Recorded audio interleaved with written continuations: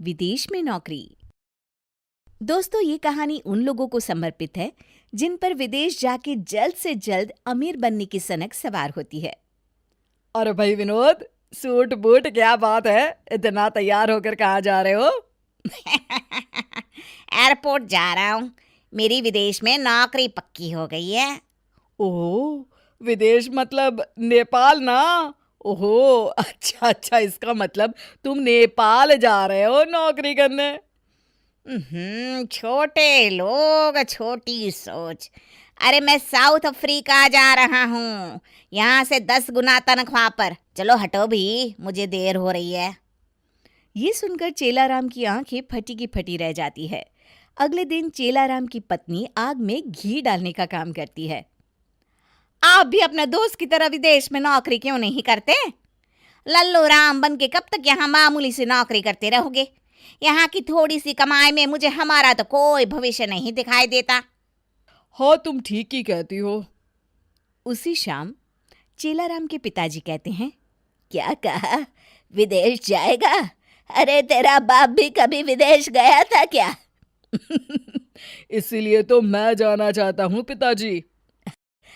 अरे नालायक, मैं अपनी जिंदगी में तेरे जैसे बहुत से नमूने देख चुका हूँ।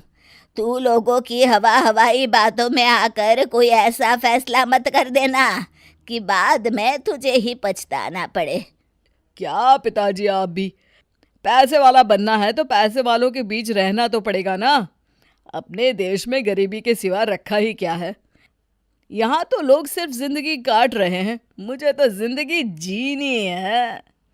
अरे बहू, अब तू ही समझा इस नालायक को। अब बाबूजी, इन्होंने विदेश जाने का फैसला करके ठीक ही तो किया है। अरे आप बेकार में अपना सर खपा रहे हैं, ये दोनों मिले हुए हैं, समझा के कोई फायदा नहीं। थोड़ी देर बहस के बाद चेलाराम के पिताजी बेटे की जिद के आगे हार जाते हैं। जल्दी से विदेश चलने की तैयारी कर लीजिए, और वहां जाकर ना मैं भी नौकरी कर लूंगी, फिर तो हमारी कमाई दुगनी हो जाएगी। इस तरह चेलाराम अपनी पत्नी और बेटे को लेकर विदेश चला जाता है। चेलाराम को एक कंपनी में किसी तरह नौकरी मिल जाती है। ये देखो, कितना बड़ा घर है चेलाराम, तुम यहाँ आराम से रह सकते हो, यहाँ तुम्हें कोई तकलीफ नहीं होगी। अरे, ये अंग्रेज हिंदी कैसे बोल रहा है? अरे हिंदी चैनल है तो हिंदी ही बोलूंगा ना। बात तो तुमने सही कही। हमें घर पसंद है, बहुत पसंद है। हाँ। इस तरह चेलाराम अपने परिवार के साथ विदेश में रहने लगता है। लेकिन कुछ दिनों के बाद ही चेलाराम का सच्चाई से सामना होने लगता है। घर के काम करने के लिए वो एक काम वाली बाई को बुलवाते हैं। हाँ तो रीटा बाई, तुमने सारा घर देख लिया ना, कल से तुम यहाँ काम पे आ जाना। अच्छा, तुम तनख्वाह कितनी लोगी? अब जो सबसे लेती हूँ वही आप भी दे देना। महीने के सिर्फ 20,000, 20,000 रुपए। बाप रे, 20,000 रुपए? दिमाग खराब हो गया है क्या? अरे, इतने रुपए में तो हमारे इंडिया के मोहल्ले की सारी बाइयों को काम पर रखा जा सकता है। इसीलिए तो वो इंडिया है और ये अमेरिका। मैं तो महीने के 20,000 ही लूंगी। मंजूर हो तो यस बोलो। नहीं नहीं, माफ करना, हमें बिल्कुल मंजूर नहीं है। तुम जा सकती हो, हमें दूसरे खर्चे भी तो देखने हैं। इस तरह बच्चों को संभालने के साथ साथ घर के सारे काम गौरी को ही करने पड़ते हैं। दूसरी तरफ कई कोशिशों के बावजूद भी गौरी की नौकरी नहीं लगती। कुछ दिनों के बाद, सुनिए जी, पैसे दीजिए, बाजार से राशन ले आती हूँ, घर में कुछ भी नहीं है। अरे, अभी 4 दिन पहले ही तो इस घर में राशन आया था। इतने पैसे तुम खाने पीने में खर्च करोगी तो कैसे गुजारा होगा? अरे तो मैं क्या करूं, ये अंग्रेज बड़े चालाक हैं, हर चीज पर मनमानी कीमत लगाकर बेचते हैं। यहाँ सब्जियों के दाम तो आसमान छू रहे हैं। अरे जो गन्ने अपने देश में 20 रुपए में मिल जाते हैं, यहाँ उन पर स्टिकर लगाकर ये लोग 200 रुपए में बेच रहे हैं। अब मजाक चल रहा है क्या?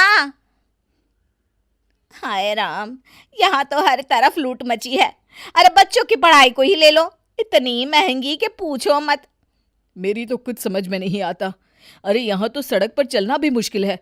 आए दिन पुलिस मेरी गाड़ी का चालान काट देती है। इंडिया में तो 100 रुपये में बात बन जाती थी। तभी दरवाजे पर मकान मालिक हैरी आ जाता है।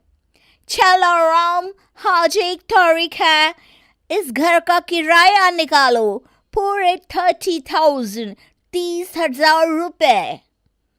अरे हैरी, ये तुम क्या कह रहे हो? हमारे बीच तो इस मकान का किराया 25,000 तय हुआ था। अरे वाह, पानी बिजली मेंटेनेंस के पैसे क्या मेरे पिताजी भरेंगे? सीधी तरह 40,000 निकालो, वरना ये घर अभी के अभी खाली कर दो, समझे? पैसे देने के अलावा चेलाराम के पास और कोई रास्ता नहीं होता। आखिरकार उसे पैसे देने पड़ते हैं। धीरे धीरे पैसों के अभाव में उनके घर का बजट बिगड़ता चला जाता है और छोटी छोटी चीजों के लिए भी उन्हें तरसना पड़ता है। बस बहुत हो गया। मैं तो इस जिंदगी से तंग आ चुका हूँ। अरे यहाँ 10 गुना कमाई है तो क्या हुआ, खर्चे भी तो 20 गुना है। अपने देश में काम करके थोड़ी बहुत बचत भी हो जाती थी, यहाँ तो उसकी भी कोई गुंजाइश नहीं है। आप ठीक कहते हैं जी, अपना देश अपना होता है। कम कमाई ही सही, लेकिन अपने परिवार के साथ रहने का सुख तो मिलता है। इस तरह चेलाराम हिंदुस्तान वापस लौट आता है। चलो अच्छा हुआ, मेरा खोटा सिक्का वापस लौट आया।